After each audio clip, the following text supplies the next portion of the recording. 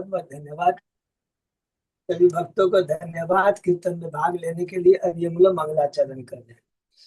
ओम अज्ञानतिमिरान्धस्य ज्ञानाञ्जनशलाकया चक्षुरुन्मीलितं येन तस्मै श्रीगुरुवे नमः। श्रीचैतन्यमनोभीष्टं स्थापितं येन भूतले स्वयं रूपकदा मह्यं ददाति स्वपदान्तिकम्। वन्देऽहं श्रीगुरु श्रीयुतपदकमलं श्रीगुरु वैष्णवांश्च श्रीरूपं साग्रजातं सगण रघुनाथं वितं तं सजीवं स्वाधेतं सावधूतं परिजं सहितं कृष्ण चैतन्य देवं श्री राधा कृष्ण पादान सहगण ललिता श्री विशाखान्वितांत च नम ओम विष्णु पादाय कृष्ण पृष्ठाय भूतले श्रीमते भक्ति वेदांत स्वामिन इति नामने।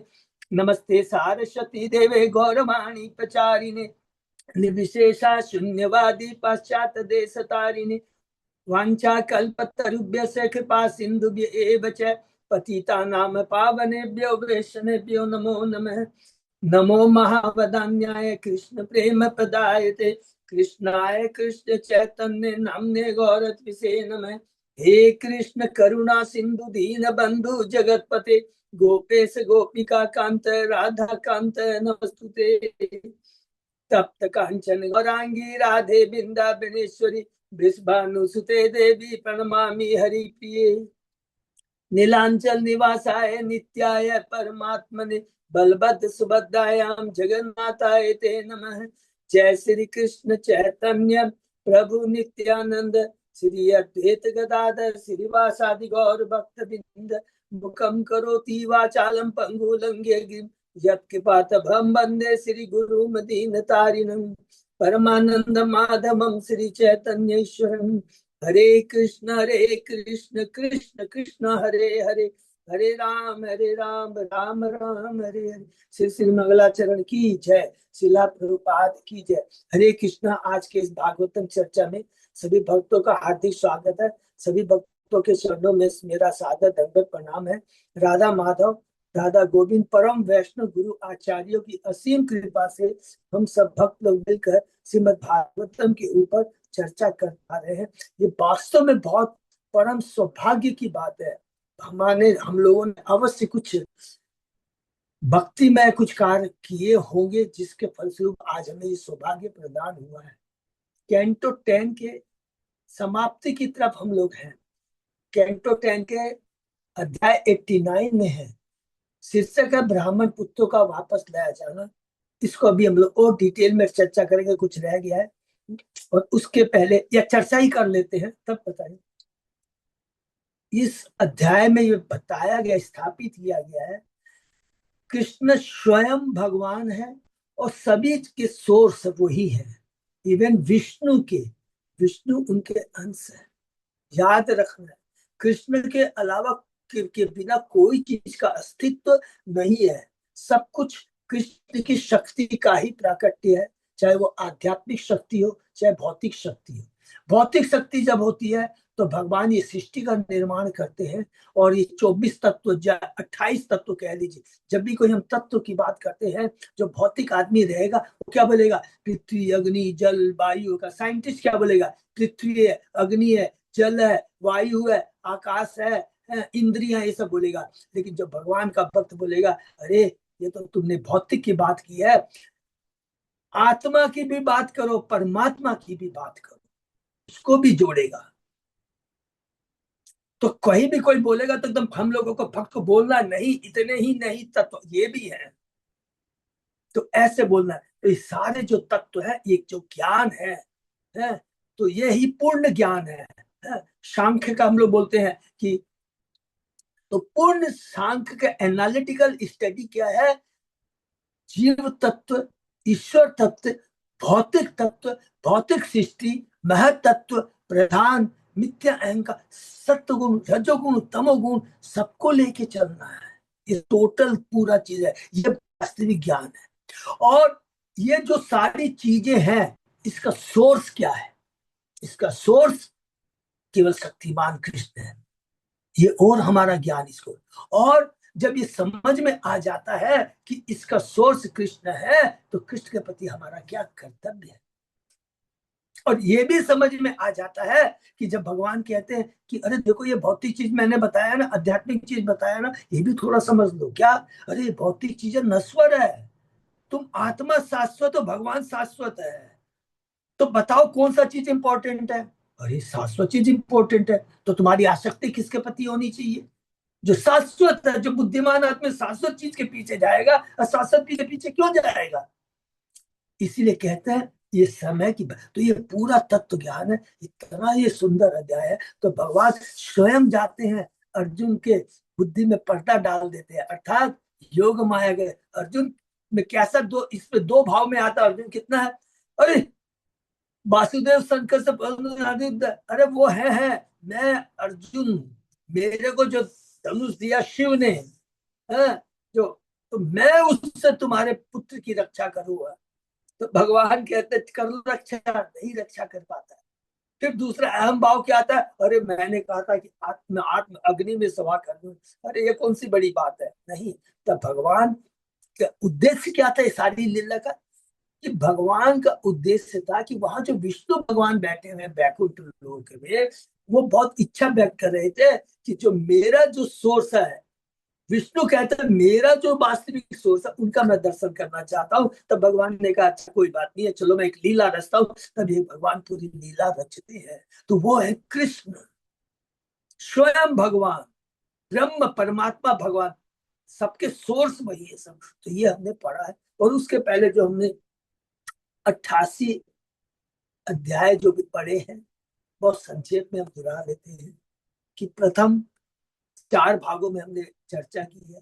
प्रथम गोकुल की लीला के बारे में 1 अध्याय से 10 अध्याय में, जिसके अंदर इस भगवान का प्राकट्य है, बहुत सुंदर प्राकट्य है। माता देवी वसुदेव के सामने जो प्रकट होते हैं बहुत सुंदर है, चतुर्भुज रूप में होते हैं। वसुदेव देव के कहते हैं कि आप मुझे कृपा कर करके अपने ओरिजिनल द्विभुज में आ जाइए। तो आते हैं। और उसके बाद में आगे हमने देखा कि नंद बाबा नंदोत्सव मनाते हैं। उतना सटका से चिड़ावत का वध की लीला है, दामोदर लीला है, जमलार्जुन का उद्धार है। भगवान 3.5 साल कंप्लीट कर चुके हैं। तो भगवान ने दामोदर लीला कब की है? 3 साल 4 महीने के थे, एकदम एक एक चीज पूरा है। अब उसके बाद भगवान चले आते हैं 4 साल के आसपास में वृंदावन में लीला शुरू करते हैं, अगासुर की लीला करते हैं। ब्रह्मा जी की ब्रह्म विमोचन लीला है। ब्रह्मा जी की बहुत सुंदर स्थिति है।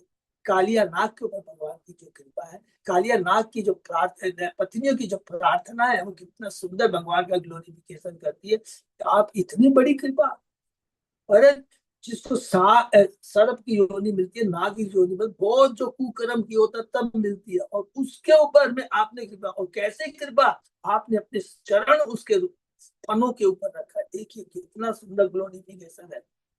और उसके बाद में हमने देखा सॉरी गोवर्धन लीला सुना, गोपियों के प्रति भक्ति है भगवान की। 29 से 33 अध्याय के अंदर में अलग अलग 36 अध्याय में अरिष्टासुर का वध करके शाम को राधा कुंड का प्रकट करी। 38 अध्याय से लेकर के 51 अध्याय तक अब मथुरा की लीला है। भगवान अक्रूर लेने के लिए आते हैं 38 अध्याय में। 41 अध्याय में भगवान पहुंच जाते हैं मथुरा, अलग अलग भक्तों पर कृपा करते हैं, यज्ञ का धनुष तोड़ते हैं, हाथी को मारते हैं, और उसके बाद में अंत में कंस का उद्धार करते, बद्ध जीव जो भी मथुरा के वासी है उनको कंस के अत्याचार से उसको मुक्त करते हैं। फिर 45 से लेकर के ये जो 51 अध्याय है, 45 से मथुरा की ही लीला है। भगवान सांदीपनि मुनि के आश्रम में जाते हैं, 64 कलाओं में अपने को निपुण करते हैं, उद्धव को भेजते हैं वृंदावन गोपियों के पास में, और बताना चाहते कि हे उद्धव तुम तो मेरे परम भक्त हो, लेकिन भक्ति जो है उत्तम सर्वोत्तम जो भक्ति है गोपियों की है। भ्रमर गीत रोंगटे खड़ी करने वाला है। उसके बाद में 49 अध्याय में भगवान अब सारी लीलाएं करना, भगवान को मथुरा छोड़ना है, भगवान को द्वारका जाना है, द्वारका में रहते हुए अब सारी लीला करते हैं, क्योंकि भगवान द्वारका में करीब 95 ईयर्स रहते हैं। टोटल 125 साल तक इस धरा पर प्रकट रहते हैं। तो अब भगवान क्या करते हैं जरासंध का आक्रमण होता है 50वें अध्याय के अंदर में। द्वारका का निर्माण होता है। भगवान 12वें अध्याय 52 अध्याय से लेकर अब द्वारका की लीला शुरू करते हैं, रुक्मणी से शुरू करते हैं। 52, 53, 54 अध्याय में हमने पढ़ा कि किस प्रकार भगवान की रुक्मणी की भगवान के प्रति भक्ति है, और इसके अंदर में क्या सबसे बड़ी शिक्षा है। श्रवण सबसे ज्यादा स्ट्रॉन्ग होना चाहिए। रुक्मणी ने कभी भी भगवान को नहीं देखा था, केवल शुद्ध भक्त ओंकार मुंड से भगवान के बारे में सुना था। तो सुनना बहुत जितना अच्छा होगा उतना ही हमारा कीर्तन अच्छा। कीर्तन मतलब हम बार बार गुणगान करेंगे, और जब बार बार चीज को गुणगान करेंगे तो स्मरण रहेगा। श्रवण कीर्तन, तो ये सब बहुत सुंदर ढंग से बताया कि किस तरह भगवान रुक्मणी को प्राप्त करते हैं, इसकी भक्ति की शक्ति के चलते। 55 अध्याय में हमने पढ़ा रुक्मणी कृष्ण के पुत्र हैं, प्रद्युम्न के बारे में संक्षेप में। 56 अध्याय के अंदर में हमने पढ़ा कि भगवान किस प्रकार जामवंती और सत्यभामा से ब्याह करते हैं। 57 अध्याय में लोगों को मालूम है सत्यभामा के पिता का वध करते हैं, उन पर कृपा करते हैं। 57 अध्याय के अंदर में 58 अध्याय के अंदर में भगवान और 5 पट रानी से ब्याह करते हैं। कालिंदी मित्रबंधा सत्यभद्रा और लक्ष्मण से। 59 अध्याय में भगवान बाकी 16,108 रानियों से नरकासुर को मार करके उनसे ब्याह करते हैं। 60वें अध्याय में भगवान श्री कृष्ण और माता रुक्मणी का परिहास लीला है, बहुत ही सुंदर लीला है। इससे क्या थोड़ा रिपीट करते चले जाते क्योंकि हम लोग समाप्ति की हो रहे हैं। रुक्मणी एक संदेश देती है कि ये जितने भी भौतिक ऐश्वर्य हैं जो दिखते हैं, प्रभु जी ने कहा देखो ना, शिशुपाल, दंतवक, साल्व, ये सारे के सारे जो है कितने शक्तिशाली हैं, तुमने उनसे क्यों नहीं ब्याह किया? बोले सब तो भौतिक है, टेम्परेरी है, आपने तो उनको एकदम तुरंत नष्ट कर दिया। जैसे गीदड़ है ना शेर को हराता हो, तो आपने तो वैसे ही हरा दिया। तो बुद्धिमान मैं हूं कि नहीं? आपने कहा मैं दूरदर्शिता नहीं है मेरे मेरे में है कि नहीं? भगवान कहते हैं तो सही कहती है रुक्मिणी। तो इस सुंदर इस परिहास से दिव्य शिक्षा मिलती है। 51 अध्याय में बलराम जी ने रुक्मिणी का वध करके शिक्षा दी है, गुरु के चरणों में अपराध नहीं होना चाहिए। 62-63 में बाणासुर की लीला है, जिसके माध्यम भगवान बताते हैं कि जो भगवान का भक्त होता है उससे जितने भी संबंधित होता है उनका भी उद्धार हो जाता है। घर में एक यदि भक्त हो जाता है तो सारों का उद्धार हो जाता है। तो किस रेफरेंस में प्रहलाद के वंशज में था यह बाणासुर। तो भगवान ने कहा कि मैं इसको मार कैसे सकता हूँ, क्योंकि मैंने वचन दिया है प्रहलाद को। बहुत सुंदर शिक्षा है। 64 अध्याय में फिर शिक्षा है राजा नृग के बारे में। क्या शिक्षा है? उसने बहुत पुण्य करे थे, इसके प्रति भगवान आकर्षित नहीं हुए थे। उसने भगवान के भक्त को मंदिर बनाने में मदद की थी, प्रचार कार्य में मदद की थी, और उसने कहा था कि तुम्हें भगवान के दर्शन होंगे। भगवान ने कहा मेरे भक्त ने कमिटमेंट किया है तो मैं नहीं भूल सकता। आते हैं, मृग को दर्शन देते हैं। इसका मतलब भक्तों का संग बहुत जरूरी है। सारे हमारे कार्य होने चाहिए कृष्ण से संबंधित शुद्ध भक्तों के। उसके बाद में हम लोगों ने 65 अध्याय में बलराम जी जाते हैं वृंदावन, बहुत सुंदर लीला हमने पढ़ा। 66 और 67 अध्याय के अंदर में 67 अध्याय को देखेंगे। 66 का पहले करते हैं। पौंडक को भगवान कृपा करते हैं, वो सदैव भगवान के बारे में चिंतन करता था, भगवान का रूप धारण करके चलता था, इसलिए भगवान ने उसको सारूप्य मुक्ति प्रदान की। लेकिन आचार्य कहते हैं कि बैकुंठ लोक में साष्टी, सामीप्य, सालोक्य, साक्षी, सामीप्य, साष्टी, सालोक्य, सारूप्य, ये सब जो है ना भक्त नहीं चाहता है। क्योंकि जहां पर भी कृष्ण की सेवा का भाव, कृष्ण प्रेम नहीं होता, आदान प्रदान होता है नहीं होता, भगवान उसको भक्त जो शुद्ध भक्त, परम शुद्ध भक्त होते वो चीज नहीं चाहते। न देवानम देवती मत सेवन कैंटो 3 में भगवान कपिल माता देवती को ये चीज बताते मेरे भक्ति नहीं चाहते। 68 अध्याय के अंदर में भगवान बलराम की शिक्षा है, गुरु के चरणों में अपराध बहुत अपराध। अच्छा देखिए, सांब वाला जो 68 अध्याय में थोड़ा याद आ गया। भगवान कृष्ण स्वयं आ सकते थे। जब सांब को बंदी बना लेता है दुर्योधन, तो भगवान खुद क्यों नहीं आए? तो भगवान अपने गुरु के माध्यम से शिक्षा देना चाहते, इसलिए बलराम को भेजते हैं। भगवान आदि गुरु। अरे मूर्ख कहीं के, तुम्हारी पुत्री लक्ष्मणा किससे ब्याह करने जा रही है? शाम भगवान का पुत्र है, जामवती का पुत्र, मूर्ख कहीं का। उसको शिक्षा देते हैं, ये बहुत बढ़िया है। और 69 अध्याय में फिर शिक्षा देते हैं, नारद जी शिक्षा देते हैं। क्या शिक्षा बताते हैं? भगवान के ऐश्वर्य के बारे में। देखो वो कृष्ण है, उनका जो प्रकाशम प्रकाश 16,108 रुपए में अपने को एक ही रूप में प्रकट करते हैं। क्या ऐश्वर्य भगवान का, सोचिए। और दूसरी शिक्षा मिलती है भगवान श्री कृष्ण के आश्रम से। क्या?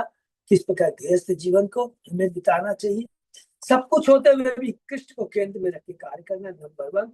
दूसरा, नारद जैसे मुनि आचार्यों का किस प्रकार सम्मान करना चाहिए। हरि बोल।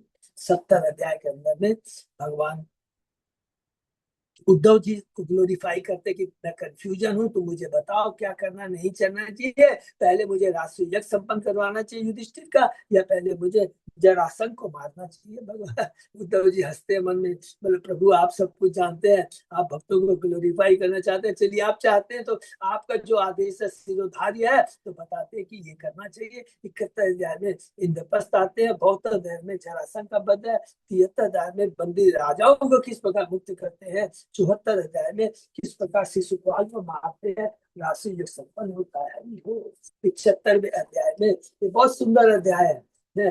दुर्योधन का मान मर्दन है। कई बार आपको सब लोग बोलेंगे अरे भगवान भी इससे उकसाते हैं। दुर्योधन बेचारा पानी में उसका पांव चला गया, जल को स्थल, स्थल को जल समझ रहा था, और सब लोग हंस रहे। भगवान का ये बाहरी दृष्टि से है। भगवान कहते कभी भी किसी पर हंसना नहीं चाहिए, तो बाहरी दृष्टि से। लेकिन भगवान की जो लीला होती है वो दिव्य होती है, उसमें कोई ईर्ष्या के भावना से नहीं होती है। 76 77 अध्याय में शाल्व का वध, 78 अध्याय के अंदर में दंत वध और रोम हर्षण का वध है, इसके द्वारा बलराम के द्वारा। क्या शिक्षा है? जब भी गुरु आए, देखिए अब हम भागवतम कर रहे हैं, कोई भी चर्चा कर रहे हैं, कोई भक्त आता है, कोई बात नहीं, लेकिन जब गुरु और सीनियर डिवोटी आता है, ये व्यास आसन से ऊपर उठ जाना चाहिए। बताए हैं कहाँ उठना चाहिए, कहाँ नहीं उठना चाहिए, ये सारा चीज बताया गया। 79 अध्याय में बताया गया। ठीक है, भगवान के ऊपर विधि विधान एप्लीकेबल नहीं होता, फिर भी अगर कोई वैष्णव के चरणों में अपराध होता है, जैसे कि बलराम जी ने एक वैष्णव को मारा था, लेकिन ये भगवान के ऊपर एप्लीकेबल, भगवान तो शिक्षा देने के, लेकिन हमसे अगर इस तरह की गलती हो जाती है तो हमें उसका क्या है, प्रायश्चित करना चाहिए। इसलिए बलराम जी तीर्थ यात्रा में जाते हैं। 80 81 अध्याय के अंदर में हमने पढ़ा सुदामा की लीला। 82 83 84 अध्याय के अंदर में सूर्य ग्रहण के समय कुरुक्षेत्र के अंदर में अलग अलग भक्त आते हैं, वृंदावन से, मथुरा से, हस्तिनापुर से, अलग अलग ऋषि मुनि आते हैं। केवल केंद्र क्या रहता है? कृष्ण रहता है। दो केंद्र है, एक तो कृष्ण है, सारे गोपी गोपियां द्रौपदी सब कृष्ण, और दूसरा शुद्ध भक्त नारद मुनि, व्यास देव, वशिष्ठ मुनि, सारे वहां आते हैं। और भगवान कहते हैं शुद्ध भक्तों के बिना जीवन बेकार है। इतना सुंदर भगवान ग्लोरिफिकेशन करते हैं उसमें कुछ क्षेत्र। ये हमने पढ़ा है 82 83 84 अध्याय में। 85 अध्याय में भगवान श्री कृष्ण माता देवती के कहने पर उनके पुत्रों को, हमारे 6 पुत्रों को वापस लाते। 86 अध्याय के अंदर में अर्जुन तथा सुभद्रा के हरण की लीला है। और एक दूसरी लीला है, यहाँ भगवान पुनः बहुलाश्व सुखदेव की कथा के माध्यम से बताते हैं, अरे तुम मेरा ग्लोरिफिकेशन करो, ये मेरे बाएं दाएं तरफ जो महान ऋषि है ना, वो तुमको दर्शन देने आए। अरे पागल, ये सब तुमको यज्ञ करने से, तप करने से, ये सब करने से, गंगा में स्नान करने से धीरे धीरे मनुष्य पवित्र होता है, लेकिन ऐसे शुद्ध भक्तों का दर्शन करने से तत्काल ही वो शुद्ध हो जाता है। सारी कलुषित जितनी मिट जाती है। एक एक चीज हमने भुजों पड़ा है। और 87 अध्याय में देहदारी स्तुतियां जो भगवान की स्तुति करती है, हरि बोल, बहुत ही सुंदर है। 88 अध्याय में वृकासुर से शिवाजी की, शिव जी की रक्षा किस प्रकार करते हैं, तो भगवान कहते हैं, समझाते हैं कि देवता भी भ्रमित होते हैं, और वो भी सोचे समझे बिना वर दे देते हैं। लेकिन भगवान बिना सोचे समझे वर नहीं देते हैं। भगवान कभी कभी दरकार होता है तो छीन भी लेते हैं, जो कि अभी हम लोगों ने पढ़ा है 89 में। जब देखते हैं कि भक्त इस भौतिक चीजों के चलते उसका मान डाइवर्ट हो रहा है, तो भगवान उसको छीन देते हैं। अर्थात भगवान जानते हैं कि मेरे आत्मा, शाश्वत आत्मा को क्या चीज की दरकार है, क्या चीज की दरकार नहीं। हरि बोल। सर 89 अध्याय में हमने देखा दो लीला है। पहली लीला क्या है? भृगु द्वारा भगवान की श्रेष्ठता को स्थापित करना। तो यहाँ पर भगवान कहते हैं कभी भी ऐसा मत नहीं सोचना चाहिए कि भृगु ने भगवान के चरणों में अपराध, और इसीलिए लक्ष्मी जी नाराज हो गई है, और इसीलिए लक्ष्मी जी कभी भी ब्राह्मणों को धन नहीं देती है। ये बाहरी दृष्टि से दिखता है, और सत्य तत्व तो क्या है? ब्राह्मण का तो कार्य क्या है? लोगों को दिव्य ज्ञान देना, वैदिक ज्ञान प्रदान करना। उसका कार्य क्या है? राजाओं को गाइड करना कि कैसे तुम्हें शासन चलाना है, क्या करना है। वो अगर धन के प्रति आसक्त होता है, वो ब्राह्मण को होते हैं भगवान के मुख होते हैं, सिर होते हैं। छत्री क्या होते हैं? भुजा होती है। वैश्य का पेट होता है, और पांव होते हैं शूद्र। बहुत सुंदर भगवान ने एक लॉजिक पीछे बताया। लेकिन बाहरी दृष्टि से कहते हैं कि लक्ष्मी जी नाराज हो गई, इसलिए वो ब्राह्मणों को निर्धन रखती है। ये बाहरी दृष्टि है। तत्व से क्या है?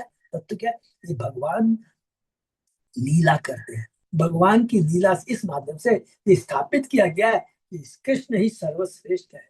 और दूसरी लीला जो हम लोग यहाँ पर पढ़ने जा रहे हैं, जो कि हमने पढ़ा, या भगवान ये स्थापित करना चाहते हैं कि विष्णु भी उनके अंश है। तो हमने दूसरी लीला में क्या पढ़ा?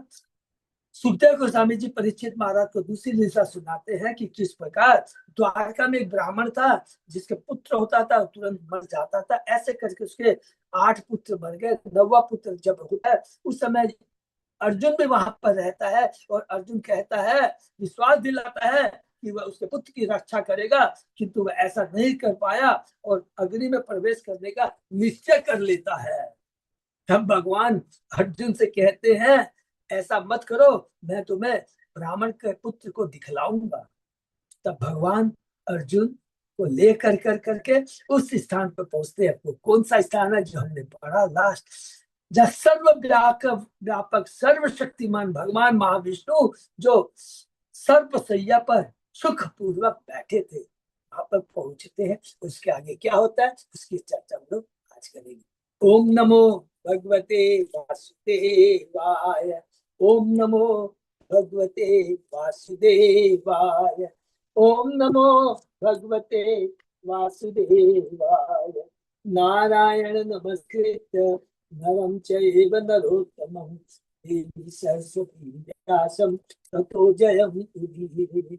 नष्प्रायेषु भद्रेषु नित्यं भागवत सेवया भगवती उत्तम श्लोके भक्ति भवति नैष्ठ की।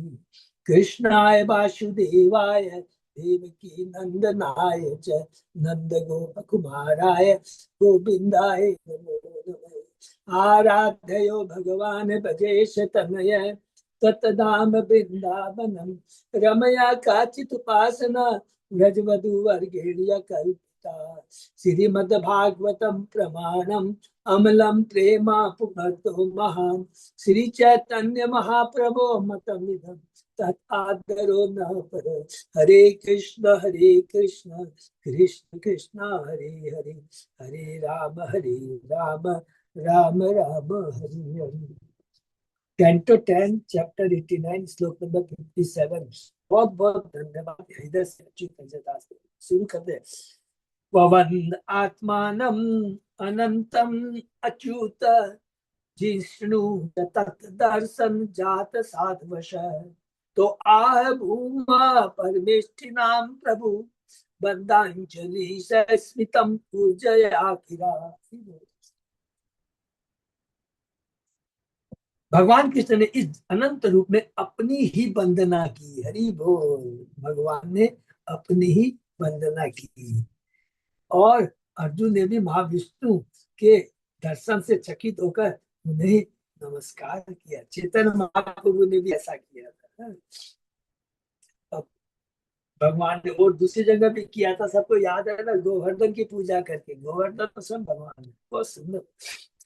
तत्पश्चात जब ये दोनों हाथ जोड़कर उनके समक्ष खड़े थे, तो ब्रह्मांड के समस्त पालकों के परम स्वामी महाविष्णु मुस्कुराए और अत्यंत गंभीर वाणी से उनसे बोले, गंभीर वाणी से बोले, क्योंकि उनको दिखाना है कि मैं भगवान हूँ, क्योंकि मेरा बॉस ने मुझे ये पोजीशन दी है, कृष्ण नहीं। श्री विश्वनाथ चक्रवर्ती ठाकुर ने इस श्लोक पर निर्विकल्प टिप्पणी की है कि जिस तरह भगवान कृष्ण ने गोवर्धन पूजा के समय हरि बोल अपने ही अर्चाबिका को नमस्कार किया था, उसी तरह उन्होंने अपनी लीला हेतु अपने विष्णु अंश की वंदना की, अपने अंश विष्णु की वंदना की। भगवान अनंत है, अर्थात असंख्य रूपों वाले हैं, और यह 8 भुजी रूप उन्हीं में से है। वे अच्युत हैं, अर्थात अपने पद से कभी भी च्युत नहीं होते, क्योंकि वे वृंदावन के ग्वाल बाल के रूप में अपनी मानवीय लीलाएं करने में कभी भी कोई विराम नहीं लेते। अतः कृष्ण के रूप में अपनी मानवीय लीलाओं के विशेष पवित्र बनाए रखने के लिए उन्होंने अपने सांस को नमस्कार किया। हरि बोल। अपने सांस विष्णु का नमस्कार किया।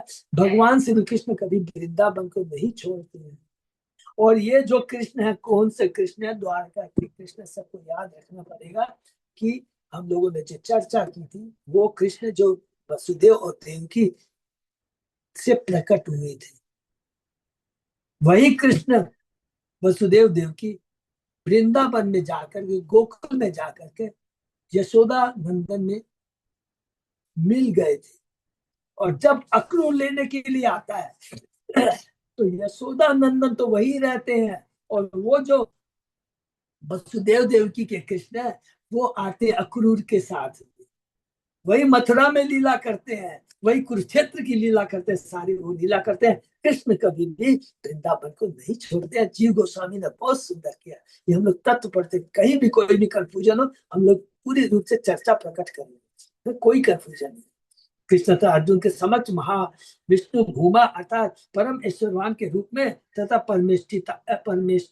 परमेष्ठिनानम प्रभु अर्थात करोड़ों ब्रह्मांडों पर शासन करने असंख्य ब्रह्माओं के स्वामी के रूप में प्रकट हुए। देखिए, एक एक चीज है, असंख्य ब्रह्मांड बने, अलग ब्रह्मांड का आकार अलग होता है, और असंख्य ब्रह्मांड में एक एक विष्णु होता है, सॉरी ब्रह्मा होते हैं, और अलग अलग ब्रह्मा 10 मुख वाले 30 वाक लिखा है कि असंख्य ब्रह्माओं के स्वामी के रूप में प्रकट हुए। अलग अलग मुख वाले ब्रह्मा है। वे श्री कृष्ण की आंतरिक इच्छा के अनुसार ही वे श्री कृष्ण के आंतरिक इच्छा के अनुसार ही अर्जुन से ऐसी गंभीर वाणी में बोले। ये जो विष्णु उनकी हिम्मत है, बोल देंगे ऐसे, लेकिन भगवान की इच्छा थी कि तुम अर्जुन को दिखाओ, थोड़ा दिखाओ, गंभीर बनो। तो अर्जुन से ऐसी वाणी से बोले कि अर्जुन मोहग्रस्त हो गया, भ्रमित हो गया। उनकी हंसी उनके गुप्त विचारों का संकेत दे रही थी, जिसे शिवराज शक्ति ठाकुर ने हम सबों के लाभार्थ प्रकट किया। हे कृष्ण, यद्यपि मैं आपका अंश हूं, माने विष्णु का भाव को बता रहे हैं, किंतु आपकी इच्छा अनुसार मैं अपनी श्रेष्ठता का वर्णन करूंगा। साथ ही मेरे कथन में क्षमता से आपके सौंदर्य चरित्र शक्ति की सर्वोच्चता हित रहेगी, और यह तथ्य भी रहेगा कि आप ही वह उद्गम है जहां से मैं उद्भूत हूं। हरि बोल। देखो ना मेरी चतुराई, मैं अर्जुन के सामने रहस्यात्मक ढंग से अपनी असली पहचान प्रकट कर रहा हूँ, जो आपसे अभिन्न है। ये विष्णु है, ये शाश्वत है, भगवान का अंश है, वो भी षड ऐश्वर्य से युक्त है। माने विष्णु और कृष्ण सबको मालूम है 60 गुण होते हैं, कृष्ण में 4 एक्स्ट्रा होते हैं।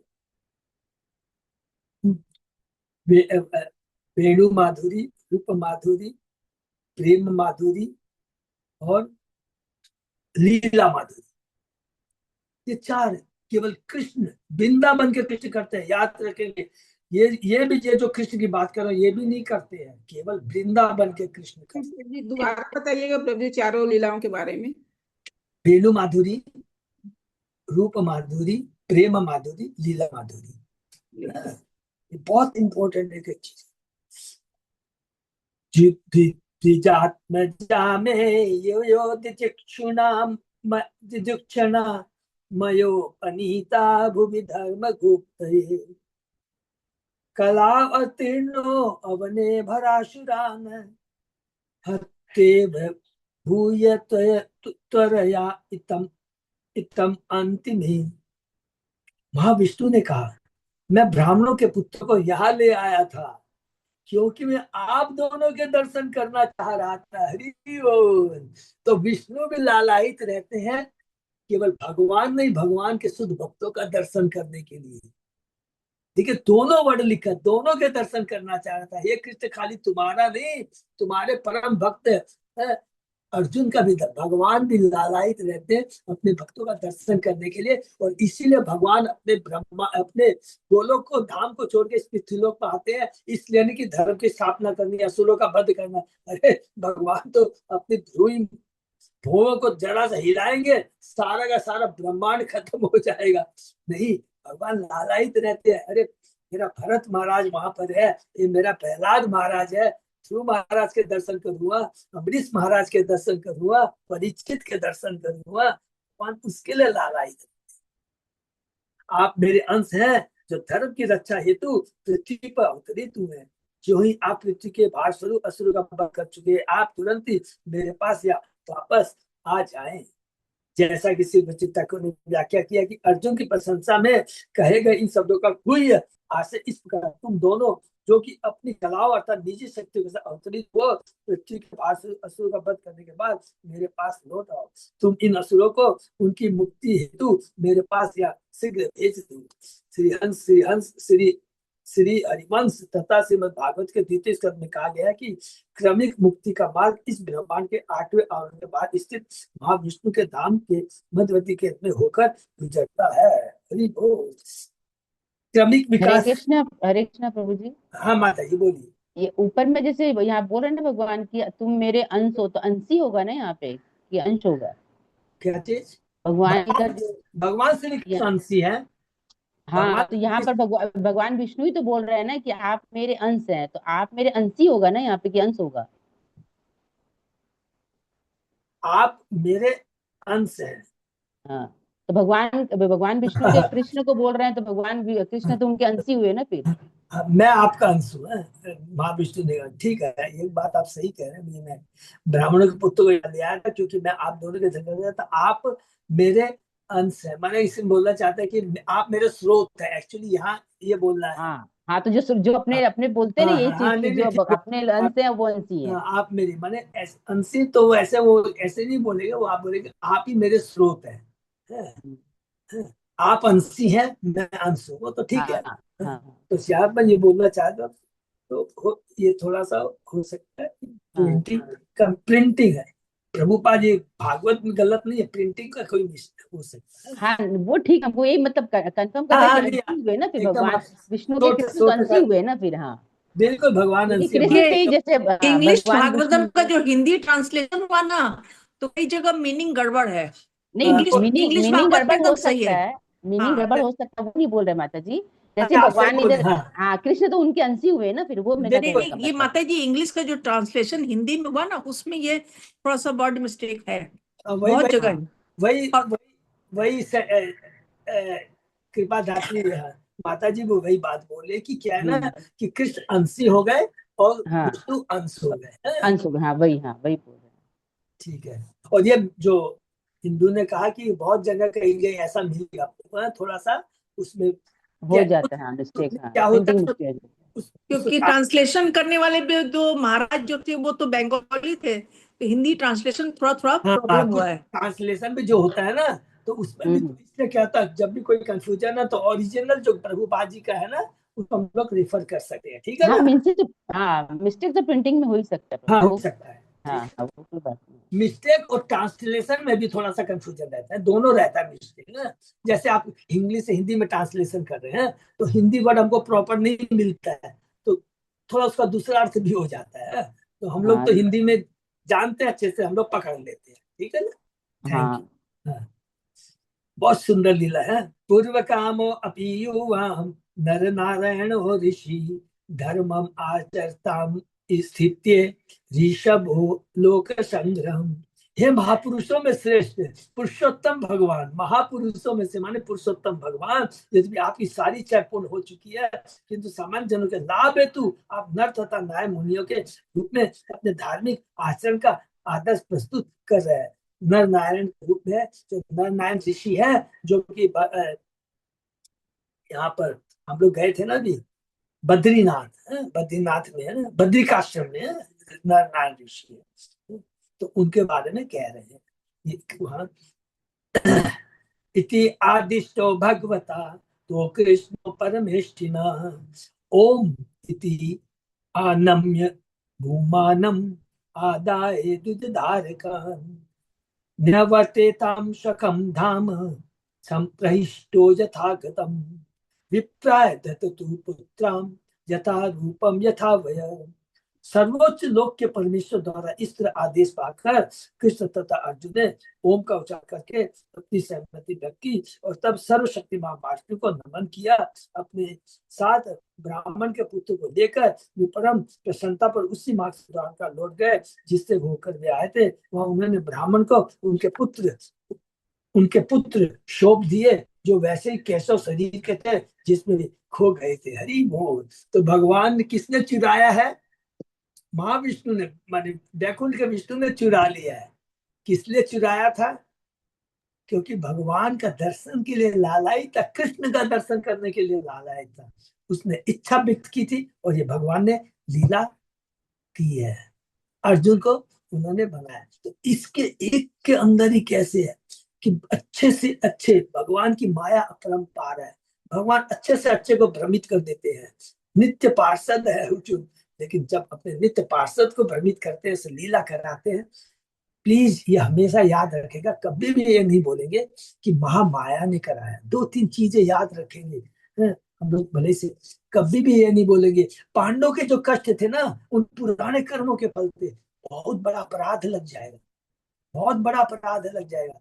हम उन दिव्य जो भगवान के, उसको अपने से तुलना कैसे कर सकते हैं?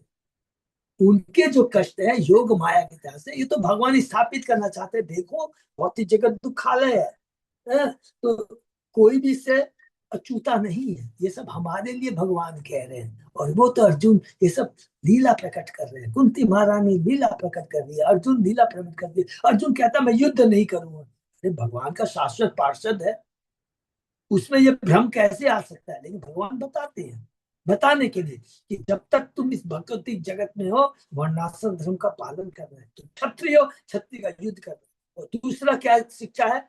जो भगवान के आदेश है, जो माँ के आदेश है, उसको कर। तुमको अपनी बुद्धि नहीं लगानी है कि ये अच्छा है ये बुरा है। जब माँ कहती है वो परम कल्याणकारी होता है। ये दोनों चीजें हम लोग ध्यान में कर लेंगे तो भगवान के प्रति शक्ति, भगवान के शास्त्रों के प्रति शक्ति, गुरु आचार्यों के प्रति श्रद्धा जागृत हो जाएगी। हम दृढ़ हो जाएंगे। ये माया कभी भी हमको भ्रमित करते, कभी भी भ्रमित नहीं करेगी। बहुत सुंदर सुंदर ये शिक्षा है। निशाम वेशनम धाम पार्थ परम विस्मित यत किंचित पौरुष पुंसाम मेने कृष्ण अनुकंपितम। भगवान विष्णु के धाम को देखने के बाद अर्जुन पूर्णतः विस्मित थे। उन्होंने यह निष्कर्ष निकाला कि मनुष्य जो भी अद्वितीय शक्ति प्रसिद्ध करता है वह कृष्ण की कृपा की अभिव्यक्ति मात्र हो सकती है। हरि बोल। जीव में जो सोचता है कि हम में ये शक्ति कुछ भी है, सब कृष्ण की है। कृपा के बिना कुछ नहीं होता। कृष्ण कह रहा, अर्जुन कह रहा था ना, अरे प्रद्युम्न अनिरुद्ध वासुदेव वासुदेव शंकर प्रद्युम्न अनिरुद्ध, ठीक है मैं हूं ना गदाधारी। कौन? मेरे को जो शिव ने दिया था। वो शिव को, देवता को ग्लोरीफाई कर रहा है, अपने को ग्लोरीफाई कर रहा है। अरे जिनके सोर्स है कृष्ण, उसको नहीं ग्लोरीफाई कर रहा है। ये माया का प्रभाव। लेकिन यहाँ पर किसका प्रभाव है? योग माया का प्रभाव। श्री विश्वनाथ चक्रवर्ती ठाकुर अर्जुन के विस्मय का वर्णन इस प्रकार करते हैं। उसने सोचा देखो ना, यद्यपि मैं मरती हूँ किंतु कृष्ण की कृपा से मैंने हर वस्तु के मूल कारण भगवान का दर्शन किया है। क्षण भर बाद उसने इतना सोचा, किंतु भगवान विष्णु ने यह क्यों कहा कि कृष्ण का दर्शन करने की कामना से ही ब्राह्मण के पुत्रों को ले आए थे। अरे ये महाविष्णु नहीं, ये जो मेरे बगल में खड़े हैं जिनकी कृपा है, इनकी कृपा, यही वास्तव में स्वयं कृष्ण है। भला भगवान अपने ही अंश का दर्शन करने के लिए क्यों लालायित है? भगवान अपने अंश का दर्शन करने के लिए ही क्यों लालायित है? यह किसी विशेष क्षणिक परिस्थिति का प्रभाव होता है, किंतु चूंकि उन्होंने दिदीक्षिता न कहकर दिदीक्षणा कहा है, क्षुणा प्रत्यय स्थायी गुण का सूचक है, नश्वरता का नहीं। अतः इससे यही निष्कर्ष निकलता है कि वे कृष्णता मुझको देखने के लिए सदैव उत्सुक रहे। यदि यह भी मान लिया जाए तो फिर उन्होंने द्वारका में कृष्ण का दर्शन क्यों नहीं किया? आखिर भगवान महाविष्णु ब्रह्मांड के सर्वव्यापी सृष्टा है और इस ब्रह्मांड को अमलक फल की भांति अपने हस्त में धारण करते हैं। क्या ऐसा तो नहीं है कि वे द्वारका में कृष्ण का दर्शन नहीं कर पाए, क्योंकि कृष्ण अपनी विशेष अनुभूति के बिना किसी को अपना दर्शन नहीं देते? ये प्रश्न करता है। और फिर ब्राह्मणों के दयालु स्वामी महाविष्णु वर्षानुवर्ष एक उच्च ब्राह्मण को कष्ट पहुंचाते रहे। उन्होंने ऐसा असामान्य व्यवहार इसलिए किया होगा क्योंकि वे कृष्ण का दर्शन करने की अपनी उत्कंठ अभिलाषा का परित्याग नहीं कर पाए। हरि बोल। नहीं तो वो ऐसा कार्य करता। तो इसमें भी हम ऐसे बोलेंगे और बोलेंगे कि विष्णु ने कृष्ण के दर्शन की इच्छा की और ये सारी लीला स्वयं कृष्ण ने रची है कि ब्राह्मण के पुत्रों को मरवाना, अर्जुन को उकसाना, फिर अर्जुन को लेकर करके जाना। अर्जुन का भी दर्शन करना चाहते थे, शुद्ध भक्त है, इतना सुंदर है भगवान। इसलिए भगवान को क्या कहा गया? अद्भुत कर्मणा है। माना कि उन्होंने इसलिए अनुचित किया, किंतु उन्होंने ब्राह्मण के पुत्र का अपहरण करने के लिए अपना दास क्यों नहीं भेजा? उन्हें द्वारका क्यों आना पड़ा? क्या कृष्ण की राजधानी से उन्हें चुरा कर ले जाना इतना कठिन था कि भगवान विष्णु के अतिरिक्त अन्य कोई नहीं कर सकता था? हरि बोल। मेरी समझ में उन्होंने भगवान कृष्ण की पूरी के ब्राह्मण को इसलिए इतना सताना चाहता कि कृष्ण इसे सहन न कर सके, तब वे भगवान विष्णु को अपना दर्शन देने की स्वीकृति दे सके।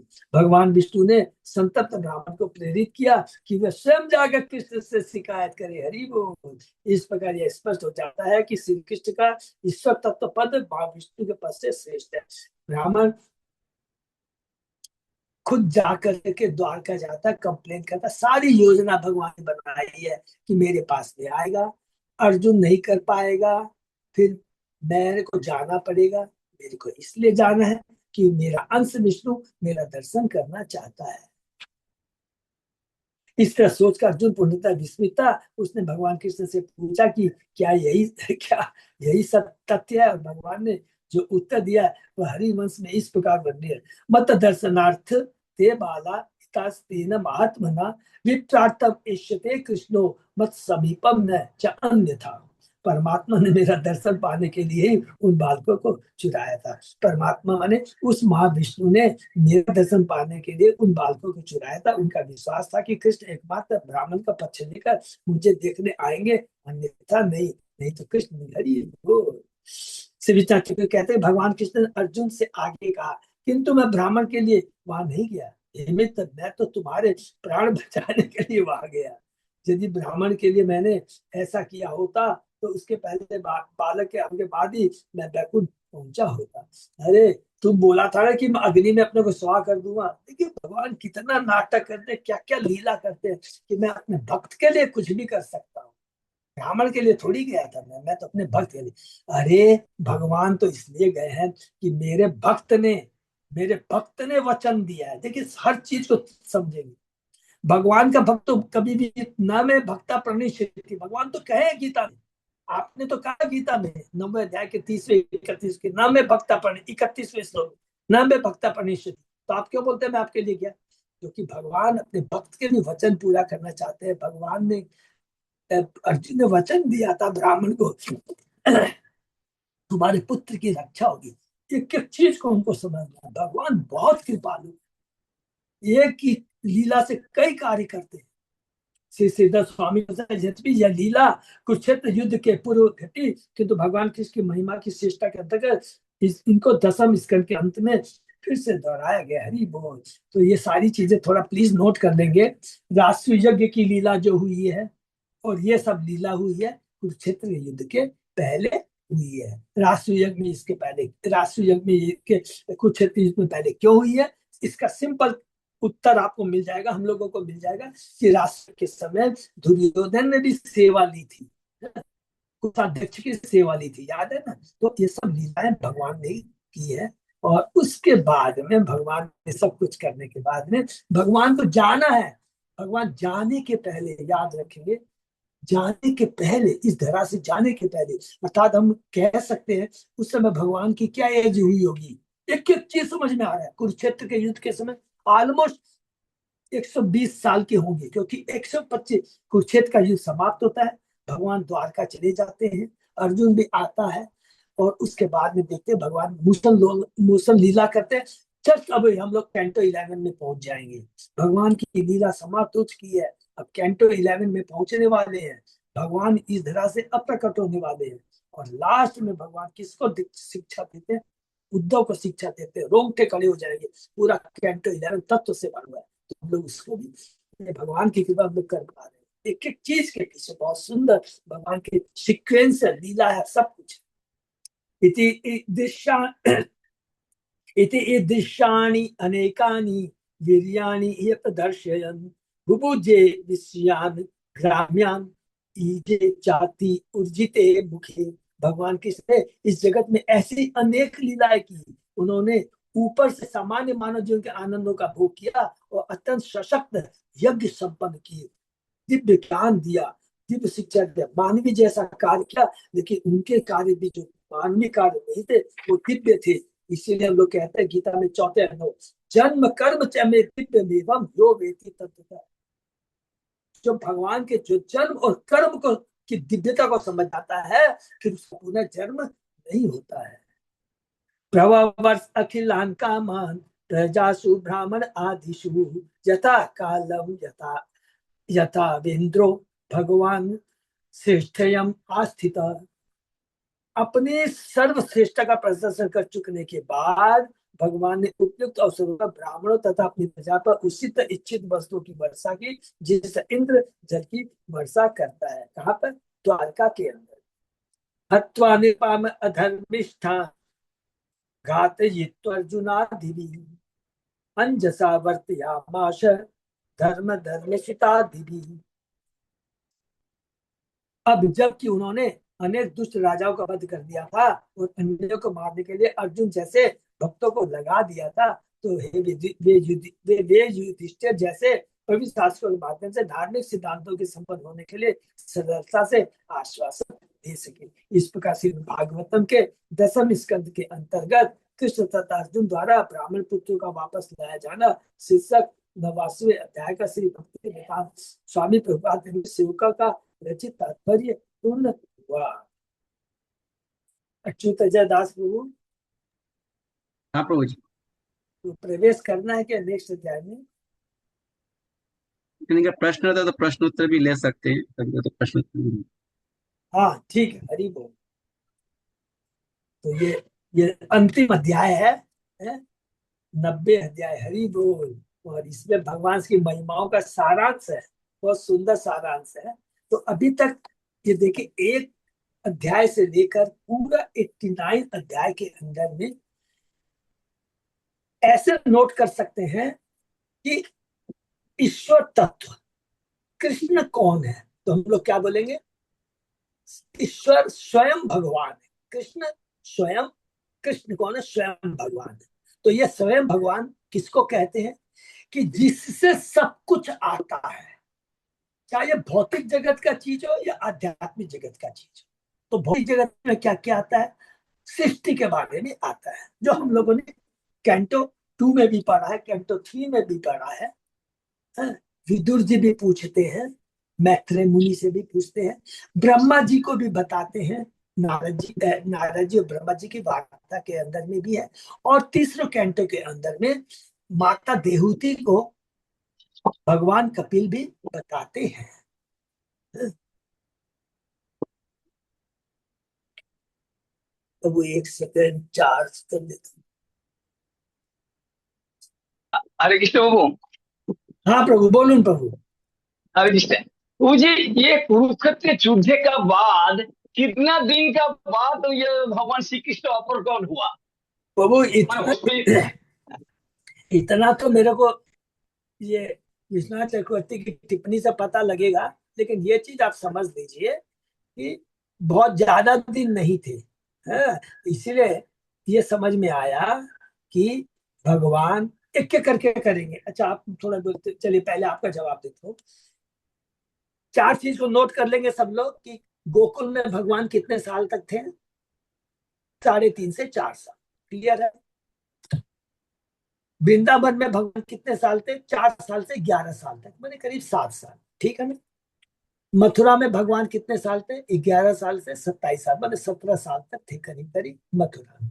उसके बाद में 27 साल से लेकर करके 125 के बीच का डिफरेंस कितना? 96-97 साल हुआ ना। भगवान कहाँ पर थे? द्वारका के अंदर में थे। एक तो पहला ये क्लियर हो गया, इसमें कोई चीज नहीं।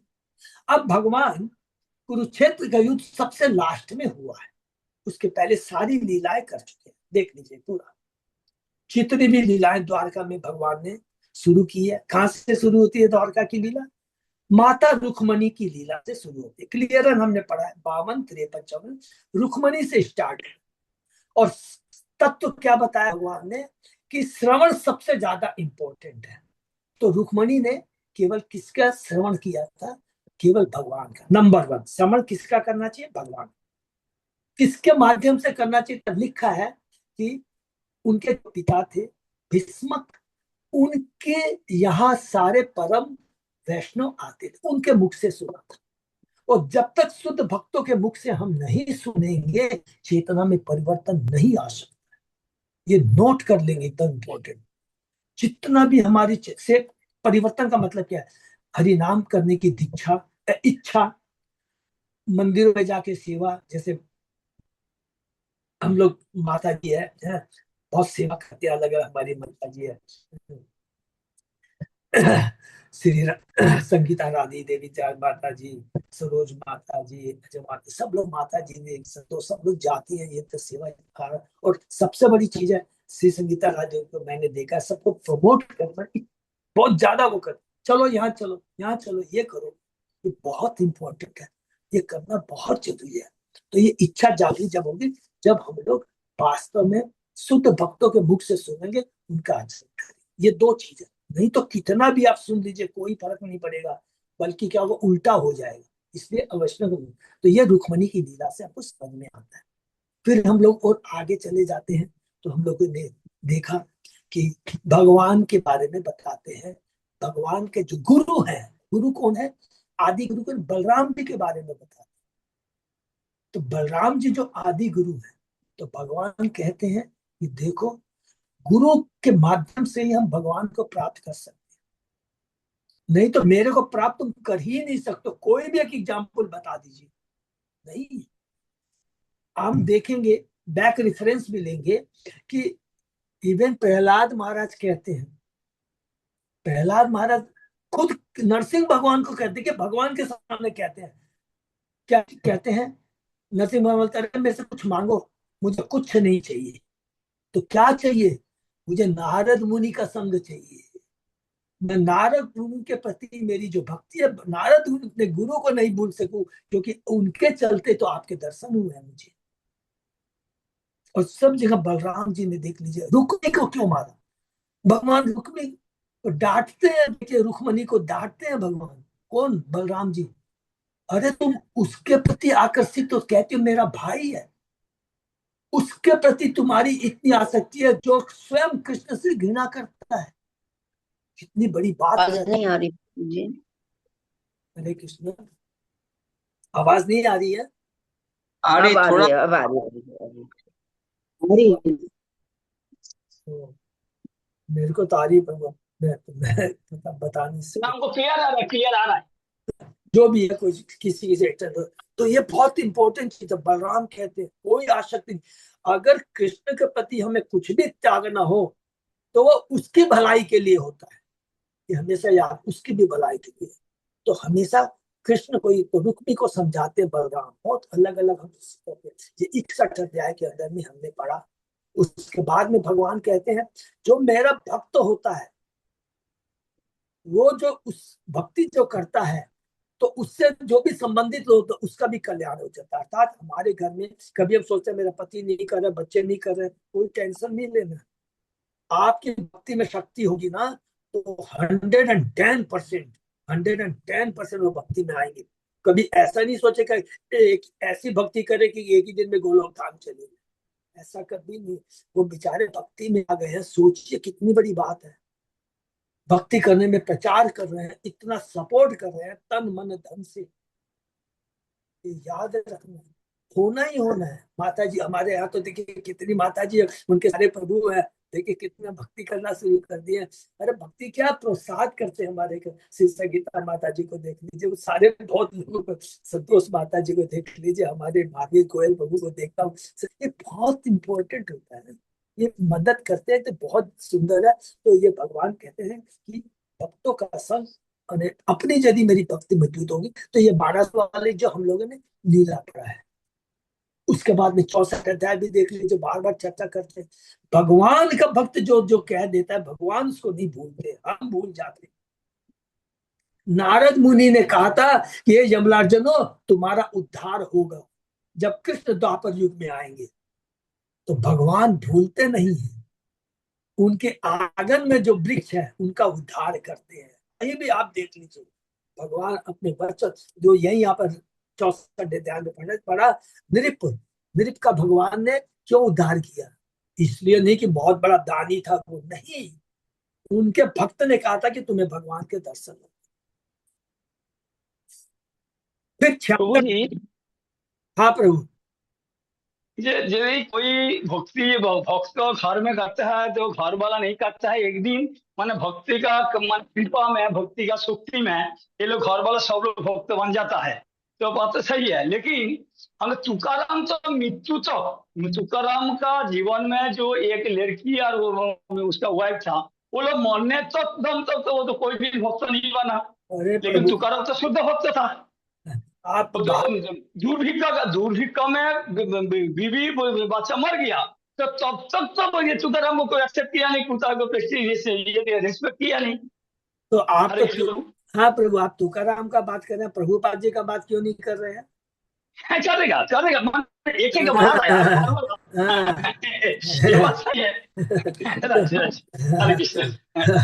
तो इसलिए उसको जो है हमेशा याद रखेंगे कि क्या होता है, कृपा तो होती है, बाहरी से दृष्टि से नहीं दिखती। होता है कभी इन्वायरमेंट जो आता है घर के अंदर में, इन्वायरमेंट शुरू हो जाता है, एक दिन ना एक दिन चेंज होता ही है, होगा 100% होगा ही होगा।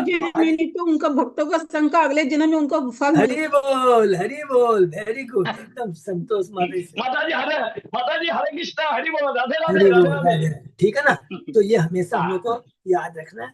देखिए पौंड्रक का आप देखिएगा, पौंड्रक जो कि सदैव भगवान का कहती मैं भगवान हूँ, भगवान का कपड़े पहनता था, उसी तरह का नाटक करता था, श्रृंगार करता था, तो भगवान का चिंतन करता रहता था हमेशा कि कृष्ण मैं कृष्ण मैं कृष्ण मैं। सदैव भगवान ने उसको सारूप पे मुक्ति दे दी। इससे शिक्षा क्या मिलती है? जो भगवान का शुद्ध भक्त होता है ना, वो ये साष्टी सारूप्य सामीप्य साधुत्व नहीं चाहता है।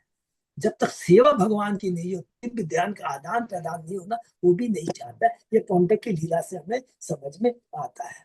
और उसके बाद में हम लोगों ने देखा है शिशुपाल के लिए भी वही चीज है, दंतवक्र के लिए भी वही चीज है। और उसके बाद में हम लोग आते हैं 69 अध्याय, इसमें आते हैं 68 अध्याय में वही पुनः वही चीज है कि कभी भी गुरु के चरणों में अपराध नहीं होना चाहिए, जो बलराम ने किया, दुर्योधन ने किया। 68 अध्याय में जो हम लोग ने पढ़ा है। उसके आगे हम लोग बढ़ते हैं 69 अध्याय, बहुत इंपॉर्टेंट अध्याय में क्या बताया है। ये बहुत इंपॉर्टेंट अध्याय, इसको हम लोग याद भी तो नोट कर सकते कि कृष्ण भगवान कहते हैं कि इस जगत में जब तुम आए हो बद्ध जीव, तो अपने धर्म का पालन जरूर करना है। यदि तो ब्राह्मण हो, क्षत्रिय, वैश्य, शूद्र हो, गृहस्थ हो, वानप्रस्थ हो, संन्यास हो, पालन करना है। कभी भी हमको ये नहीं करना है कि मैं बहुत बड़ी भक्ति में आ गया तो अपने घर को नजरअंदाज कर दूं। नहीं, पत्नी, पति, बच्चों का पूरा ध्यान रखना है। ये बहुत अच्छा धर्म है। अगर इसके प्रति हम लोग लापरवाही करेंगे तो कृष्ण खुश नहीं होंगे। इसको पालन करते हुए भी हमें सारे कार्य करने हैं। देखिए हमें सकाम कर्मी भी ऐसा नहीं बनना है कि खाली भोगते रहे जानवरों की तरह। हमें योगी ज्ञानी भी नहीं बनना है, अरे नहीं भौतिक जगह सब बेकार है, नहीं, हमको बीच का रखना है, बीच का। इसको कहते हैं भक्ति। neither too much attachment with material things और न कि detachment with the material things, बीच में रखना है, तभी भक्ति कर सकते हैं। और तब तक करते रहना है तब तक कि हम लोग भक्ति पूर्ण रूप से 3 गुणों से ऊपर नहीं हो जाए। जैसे कि एग्जाम्पल हम लोग देते हैं, फ्लाइट चलती है, प्लेन जैसे ही स्टार्ट होता है तो प्लेन फट करके ऊपर चढ़ जाता है क्या, उड़ जाता है क्या? नहीं, वो जमीन को तब तक पकड़ के रहता है कि जब तक उसमें पूर्ण शक्ति नहीं आ जाती। जब पूर्ण एनर्जी आ जाती है तभी वो जमीन को छोड़ता है, नहीं तो जमीन का सहारा लेके ही चलता है। तो जब तक हमारी भक्ति पूर्ण नहीं हो जाती है तब तक हमें ये धर्मों का पालन करते रहना पड़ेगा। जिस दिन हम लोग भक्ति ऊंची हो जाएगी तब हम लोग उस जमीन को छोड़ सकते हैं, तब फ्लाइट की तरह उड़ सकते हैं। उसको कहते हैं परमहंस अवस्था। तो ये बहुत इंपॉर्टेंट हम लोग को भगवान ने यहाँ पर बताया 69 अध्याय में। तो इसलिए भगवान कहते हैं देखो मैं खुद होकर करके गृहस्थ धर्म का कैसे पालन कर रहा हूँ। और फिर बताते हर जगह भगवान कहीं ना कहीं एक लीला, शुद्ध भक्तों का सेवा बहुत जरूरी है, संग बहुत जरूरी है। नारद जी जैसों का सेवा करना है, कृपा करनी है। इसी चीज को भगवान ने 82, 83, 84 अध्याय के अंदर में भी कुरुक्षेत्र में बताया। और वही चीज 80 और 81 अध्याय में सुदामा के चरित्र से बताया। सुदामा भगवान के पास क्यों जाता है? अपनी पत्नी के बोलने से जाता है क्या? नहीं, मुझे भगवान के दर्शन होंगे, वो चीज उकसाता है। और उसी प्रकार लास्ट में अभी जो हमने पढ़ा, श्रुति में तो पूरी भगवान की भक्ति की ही है। और 89 अध्याय में जो हम लोग पढ़ रहे हैं कितना सुंदर, जो दोनों लीलाएं के अंदर में यही चीज बताया। भगवान जो भी लीला करते हैं, भगवान की लीला के पीछे एक उद्देश्य होता है। इसलिए लिखेंगे लास्ट में भगवान को क्या बोलते हैं? अद्भुत कर्मणा। भगवान के जो कर्म होते हैं वो दिव्य होते हैं, कोई ऐसे ललचाने के लिए नहीं होते हैं। वो लीला भी दिव्य क्यों बोलते हैं? क्योंकि वो सेवा ये शिक्षा प्रदक होती है, पूरी शिक्षा प्रदक। कोई भी भगवान की लीला आप देख लीजिए, सब में शिक्षा प्रदक है। शिक्षा यहाँ पर क्या बता रहे हैं भगवान 89 अध्याय में, उसको नोट कर लेंगे क्या, एकदम बहुत इंपॉर्टेंट है कि विष्णु भी भगवान श्री कृष्ण के अंश है। इसीलिए भगवान ने कहा है एते चांस, सॉरी सुत गोस्वामी ने कहा है एते चांस कला कृष्णस्तु भगवान स्वयं। ब्रह्मा जी ने भी यही बात कही है। ईश्वर परम कृष्ण सच्चिदानंद विग्रह अनादि आदि गोविंद सर्व कारण कारण। ये 3 श्लोक हमेशा कोट करते हैं कि कृष्ण स्वयं भगवान है। अर्थात लिखेंगे क्या, कृष्ण ही एकमात्र शक्तिमान है, बाकी सब की शक्तियां हैं। वो शक्ति विष्णु शक्ति भी हो सकती है, स्वांश भी हो सकते हैं और विभांश भी हो सकते हैं। श्वांश किसको बोलते हैं? श्वांश उसको बोलते हैं, विष्णु तत्व को बोलते हैं जिनका शरीर जो होता है भौतिक नहीं होता है। विभांश किसको बोलते हैं? हम जीवों को बोलते हैं जिनका शरीर भौतिक होता है। तो ये हो गया श्वांश विभांश। ये लास्ट हम लोग ने पढ़ा 89 अध्याय में। हरे कृष्ण, ठीक है ना? और किसी का कोई प्रश्न? तो बहुत बहुत धन्यवाद। हम लोग यहाँ पे विराम दे, फिर चेष्टा करेंगे। फिर जब पूरी भागवतम, क्योंकि ये 10 कैंटो के बाद 11 कैंटो है ना, वो पूरा का पूरा तत्व से पढ़ा, बहुत कंसंट्रेशन ऑफ माइंड होकर करना है, सारा चीज समझ में आए, टोटल फिलॉसफी है, तो बहुत ध्यान से करना। ठीक है, हरे कृष्णा। ये फिर विराम देते हैं। और अच्युत अजय दास को कोई अनाउंसमेंट है? प्रभु जी बस रथ यात्रा का सब तैयारी करना है, बस यात्रा का तैयार करना है बस। और लॉन्ग टूर का श्री हमारी क्या नाम है, नेचुरल सिटी से माता जी बहुत कम आपके आए इस बार। अच्युत अजय दास का सेटिस्फैक्ट्री है हमारे। प्रभु जी इस बार तो फिर भी जा रहे, पिछली बार तो कोई नहीं गया था, खाली हम 2 ही गए थे। ओ अच्छा, ऐसा है क्या? तब तो सॉरी। इस बार तो फिर भी 4 जन और जा रहे हैं। अच्छा अच्छा, हरी बोल, सॉरी, मेरा थोड़ा कंफ्यूजन हो गया। बहुत बहुत धन्यवाद है। बाकी सब जगह जाते हैं लॉन्ग टूर, वो दुर्गा पूजा का रहता है ना सबके घरों में, नहीं, इसलिए नहीं, थोड़ा अच्छा अच्छा, चलिए बहुत बढ़िया है। 6 जन हो गया प्रभु, अच्युत अजय प्रभु, तो अच्छा होगा। तो मैं आज या कल में फॉर्म दे करके आप लोग को पोस्ट कर दूंगा। अच्युत अजय दास प्रभु इसमें फिजिकल फॉर्म रखेंगे, ऑनलाइन ही फिजिकल, इसको कोई प्रॉब्लम भी नहीं होगा, आराम से फिलअप कर। ठीक है, हरे कृष्णा। और रथ यात्रा के लिए प्लीज प्लीज ये जरूरी है, बोलना बहुत जरूरी, क्योंकि देखिए सारे भक्त बहुत अच्छी सेवा कर रहे हैं। हम लोगों का जगन्नाथ गुरु की दो सेवा है थ्रू आउट द ईयर मंदिर में, एक है रथ यात्रा की सेवा है, और दूसरी सेवा क्या है सबको याद है ना, बहुत अच्छी इस बार की आप लोगों ने, गौर पूर्णिमा का सेवा है। तो गौर पूर्णिमा तो इस बार मैं क्या बोली, इतना बढ़िया है। हमारी श्री संगीता राधा देवी माता जी और उधर में विजय के दोनों से ही हमारा पूरा कवर हो गया मैक्सिमम कुल। और पुष्प अभिषेक होता है और एक छोटा सा अक्षय तीर्थराज, उसमें करीब 10 लाख रुपए का लगता है, तो हुआ है। तो भगवान, और दूसरा ये रथ यात्रा, क्योंकि रथ यात्रा में बहुत खर्च है। सब लोग बिना हिचक के अपने भक्तों को बोलेंगे भाई ज्यादा से ज्यादा कंट्रीब्यूशन करो, उसके अलावा कोई भी, बाकी सब दूसरों। लेकिन रथ यात्रा की सेवा केवल ये राधा गोविंद के भक्तों की सेवा नहीं है, सबको दिया गया है। चाहे वो हमारे दमदम की सेवा हो, वल्लभ चेतन प्रभु हो, चाहे आचार्य रत्न प्रभु हो, उनको भी करना है, चाहे जन्म स्थान हो, सबको करना है, क्योंकि रथ यात्रा में बहुत खर्चा होता है।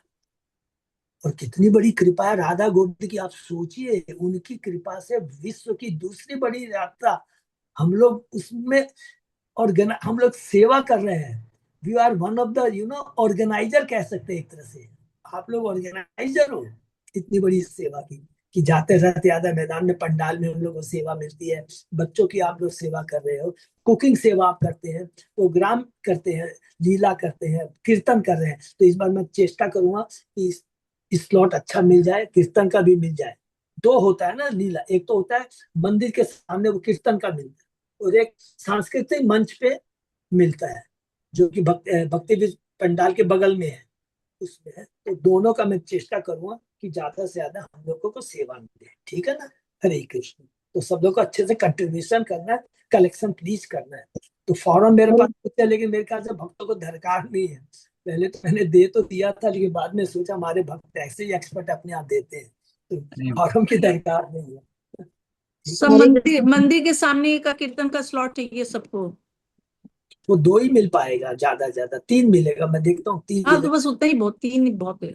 नहीं, एक तो उनको देना पड़ेगा मेरे को, हाँ ठीक है। गौरांग ग्रुप को भी देना। हाँ हरे कृष्णा प्रभु। हाँ माता जी। लॉन्ग टूर के लिए ना सब पूछते हैं कि लक्ष्मी अप्रोक्स कितना लग जाएगा। अच्छा मैं बता देता हूँ, थोड़ा ऐसा कई लोग जवाब नहीं दे रहे हैं क्योंकि उनको लक्ष्मी का नहीं सही है। मैंने एक है जैसे एक है ए ग्रेड में 2 है, एक है सुपर डिलक्स। सुपर डिलक्स है तो उसमें केवल 2 ही रूम हमारे पास में है, और 2 रूम मैंने ऑलरेडी बुक कर चुका हूँ 2 जन के लिए। एक संगीता माता जी है उधर जो, तो सुपर डिलक्स 2 है। उसके बाद में उसका थोड़ा सा मोटा मोटी ए में ये है, वो फैमिली रूम से बहुत अच्छे रूम से, बहुत अच्छे रूम है, वो भी खाली 6-7 रूम है। तो ए ग्रेड में 2 हो गए, सुपर डिलक्स। तो लक्ष्मी का फैमिली वाले की शायद 18,000 है, उसकी 20,000 रुपये है। ये हो गया ए ग्रेड। अब बी ग्रेड में आएंगे तो बी ग्रेड में भी मोटा मोटी 2 है, एक है डिलक्स और एक होता है स्टैंडर्ड रूम। तो डिलक्स वाले के लिए बहुत अच्छे डिलक्स रूम है बी ग्रेड में, उसके 15 से 16,000 होगा, और जो स्टैंडर्ड रूम होगा उसका 14,000 है। क्लियर हो गया ना, ये 2 हो गए। 15, 16, 18, 20। हाँ, और एक हमारे शायद जगन्नाथ गुरु सी ग्रेड का भी रखा है, उसमें करीब हमने 12,000 रखे हैं। तो उसमें थोड़ा सा रूम का वो है, तो जो वास्तव में ये 14-15 में नहीं जा सकता वो 12 में जा सकता है, लेकिन उसके रूम कम है तो रहेंगे। तो 14 सबसे ज्यादा है हमारे पास में, 14,000 वाले 20 के भी नहीं है, 20 के भी सिर्फ 2 ही है। 20 के खाली 2 ही है। ऐसा अभी तक, बाकी तो चेक खाली मैं बता दिया हूँ, लेकिन बाकी और अभी विकास कल आया है रात में, तो लेकर के बता दूं, ठीक है ना। अगर और किसी को सुपर डिलक्स चाहिएगा तो फिर मेरे को दूसरे होटल में देखना पड़ेगा ना, चेष्टा करनी पड़ेगी। लेकिन ये 2 सुपर डिलक्स बहुत अच्छे हैं, तो मैं पता नहीं अपने आप ही मैं बुक कर दिया बिना एक रूम में कितने जन, 4 जन रह सकेंगे क्या प्रभु? 2 या 4 कैसे? 2 जन है, उसके बाद में 2 ही जन है, लेकिन उसके बाद में मैं पूछ के बता दूंगा कि उसमें एक्स्ट्रा बेड अलाउ है कि नहीं, पूछ के बता, ठीक है ना। ठीक है, थैंक यू। वो कह रही- रोज ये तो पर हेड के हिसाब से है, ये रूम के हिसाब से नहीं है ना, ये बता दीजिए हाँ, उनको। पर हेड हाँ, रूम के एक हिसाब एक से नहीं, रूम, कोई भी कितने हाँ, जन एक रुकेगा। रूम का दाम है 3,000, 4,000, 5,000। हाँ, हाँ, 2 जन का। हाँ, ये बता हाँ, ठीक दीजिए, है। हाँ ये बता जैसे दीजिए। कि रूम है 3,500 रुपया रूम है, तो पर जन का पड़ा 1,700 रुपया करके। तो 6 दिन का ही तो 11,000 रुपये तो खाली रहने का हो जाएगा। वो तो लगेगा प्रभु जी। हाँ, बहुत अच्छे रूम है, ठीक है ना। पर हेड है, अच्छा, वो बहुत अच्छा क्वेश्चन है, पर हेड है। हम्म, ठीक है। हरे कृष्ण। चलिए। बहुत बहुत धन्यवाद। आज का सही विराम देते हैं। नमस्कार। ठीक है।